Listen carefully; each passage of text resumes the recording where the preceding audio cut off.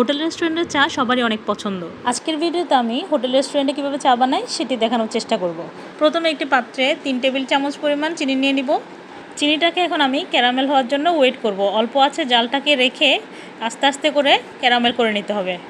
Caramel করার সময় সাবধানে থাকবেন। ক্যারামেলের কালারটা যদি আপনাদের সুন্দর না আসে তাহলে চায়ের কালারটা কিন্তু সুন্দর আসবে না, পুড়ে যাবে, একটি পোড়া পোড়া গন্ধ আসবে।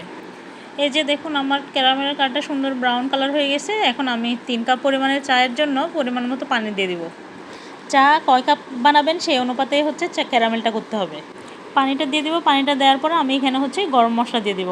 আস্ত গরম মশলা দিয়ে দিব, গুঁড়া মশলা না। আবার দিয়ে দিব 4টা এলাচ, দারচিনি, 4-5টা লবঙ্গ, এরপর হচ্ছে 3-4টা হচ্ছে তেজপাতা। দিয়ে দিব সামান্য পরিমাণ আদা কুচি আর হচ্ছে কিছুটা হচ্ছে লেমন গ্রাস। এটা আমার গাছের লেমন গ্রাস। থাই আদাটা দিলে আসলে ফ্লেভারটা অনেক ভালো আসে। চেষ্টা করবেন থাই আদা আর থাই পাতাটা দেওয়ার জন্য।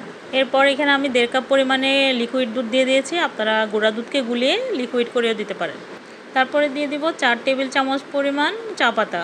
চা পাতা দিয়ে এখন আর কি বাকিটা ওই যে চায়ের মানে নর্মালি আমরা যেভাবে চা বানাই সেরকম, মানে দীর্ঘক্ষণ ধরে চায়ের লিকারটা যেন সিদ্ধ হয়, কালারটা ভালো আসে সেভাবে ওয়েট করতে হবে।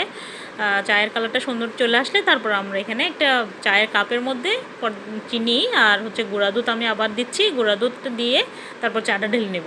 এই চাটাকে আপনারা মশলা টি অথবা ক্যারামেল টি যে কোনো একটি বলতে পারেন। চায়ের লিকারটা যখন ঢালবো তখনই বুঝতে পারবেন কতটা সুন্দর কালার চলে আসবে।